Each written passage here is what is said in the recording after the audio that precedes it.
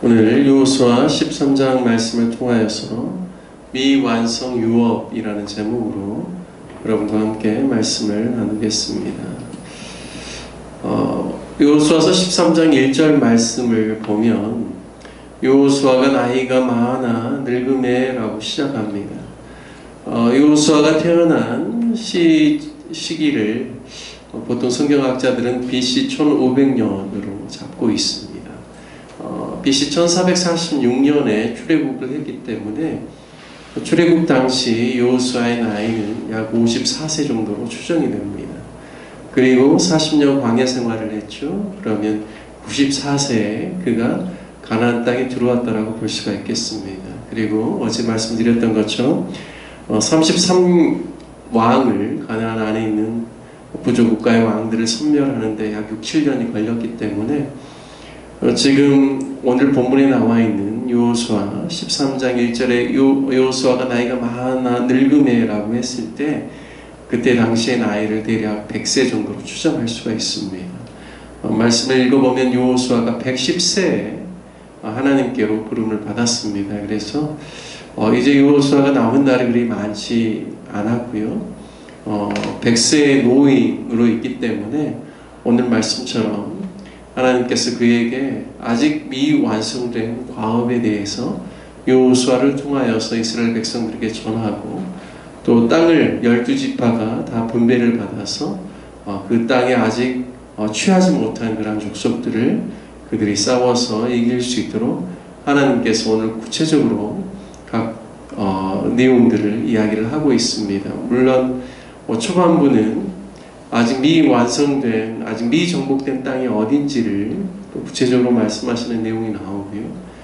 8절 이후로는 이미 하나님께서 모세와 더불어서 요단 동편에 있는 땅들을, 특별히 헤스보난 시온과 그리고 바산왕 오게 땅, 요단 동편에 있는 아주 큰 지역이죠. 그 넓은 땅을 세 지파에 이제 기업으로 주는 내용에 대해서 아직 그들이 또 다 취하지 못한 땅들에 대해서도 오늘 므낫세 반 지파 그리고 르우벤 지파 또 갓 지파에게 구체적으로 말씀하시는 내용이 오늘 본문에 나오고 있습니다. 오늘 특별히 2절 말씀에 보면 이 남은 땅은 이러하니 블레셋 사람의 모든 지역과 구슬 족속의 모든 지역 곧 애굽 앞 시월 시내에서부터 시월이라고 할 때 여러 가지 의견이 있습니다. 나일강이라고 하는 데도 있고요. 그게 아니라 애굽에서 이제 가나안으로 넘어가는 그런 변방 지역에 흐르는 시내라고 해석하는 부분도 있는데요.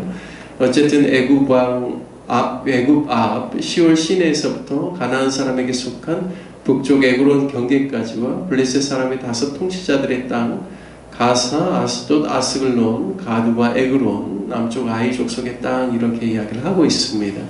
즉 여호수아가 이끄는 군대가 여리고와 아이를 통하여서 그 다음부터는 예루살렘 그 아래로 헤브론이나 그 아래 지역까지 쭉 다 점령을 하게 되었는데요.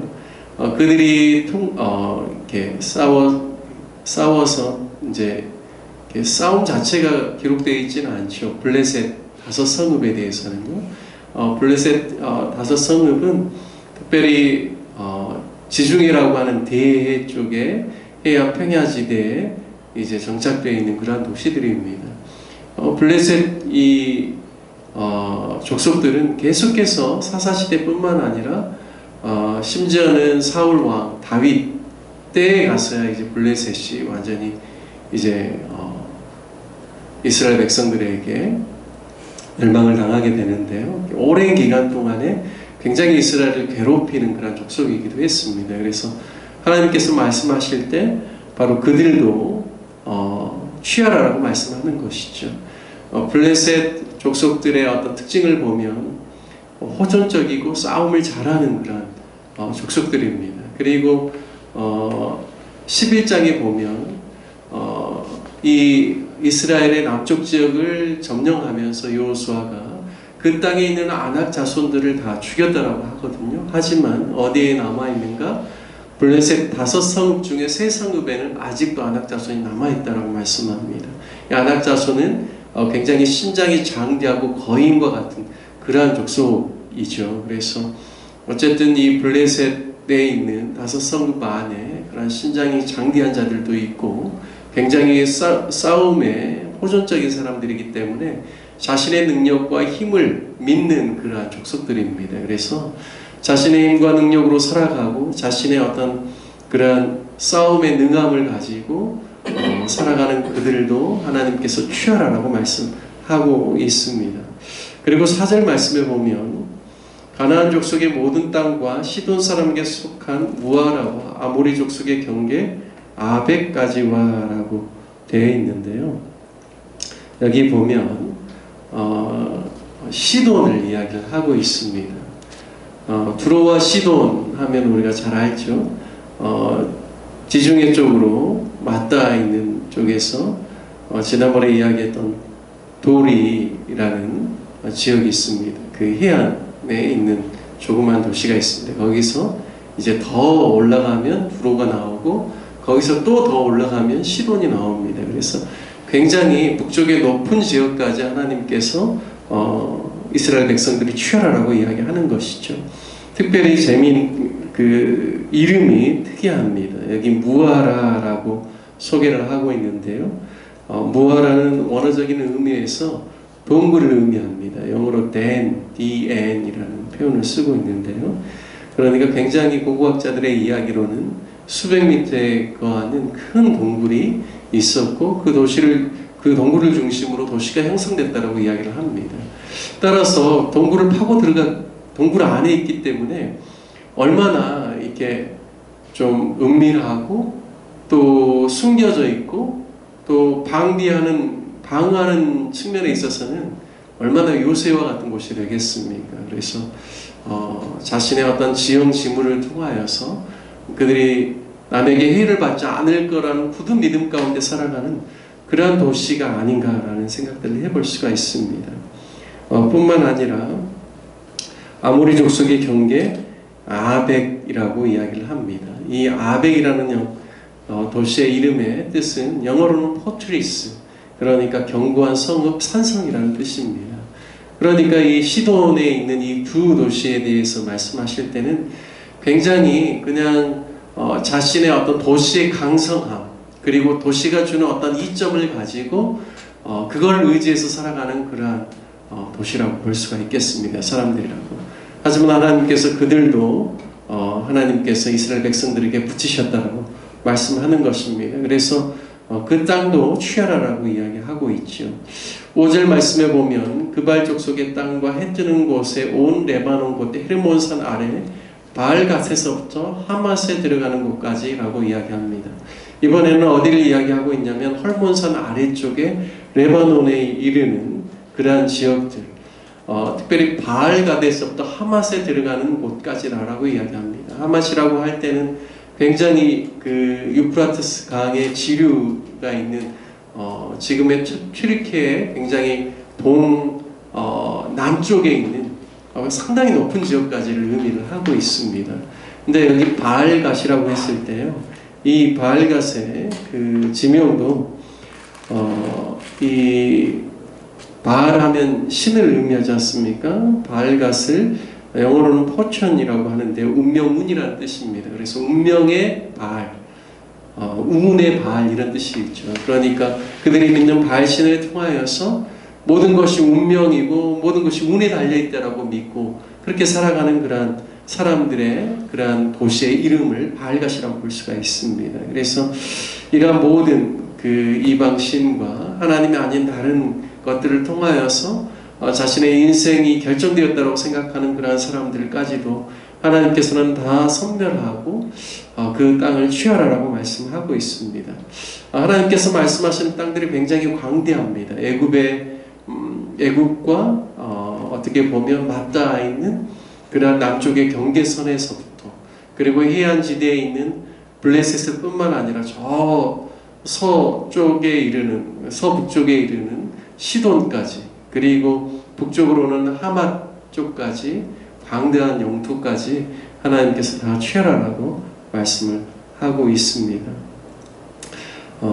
여호수아가 모든 땅을 다 취하지는 못하였죠. 그의 나이가 이제 100세가 되었고 이제 살 날이 얼마 남지 않았습니다. 하지만 하나님께서 아브라함 때부터 주시기로 약속하신 그러한 유업을, 땅을 여호수아와 그와 함께하는 다른 모든 세대들이 다 함께 취할 수 있도록 하나님께서 과제를 주고 있다는 사실입니다.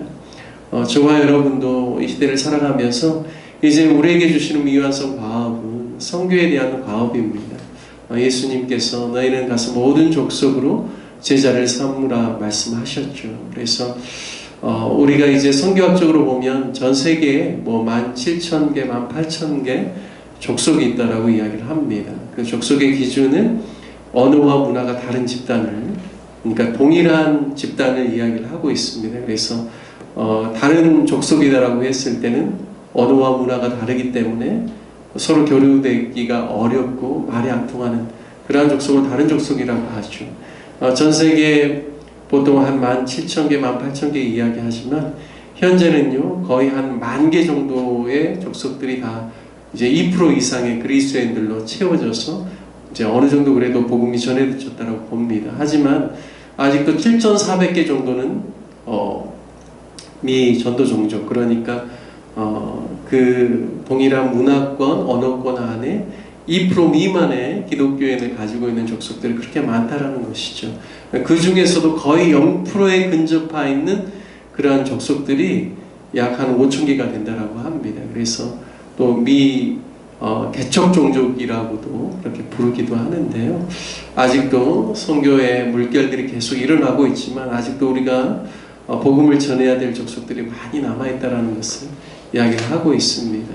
여호수아 시대에는 하나님께서 약속하신 땅을 취하라고 하셨지만 오늘날 우리가 살고 있는 이 시대에는 교회를 통하여서 계속해서 복음이 증거되어지고 주를 아직 주의 복음의 말씀을 듣지 못한 족속들에게까지 주의 복음이 전해지기를 주님께서 원하고 계신다는 사실을 알 수가 있습니다.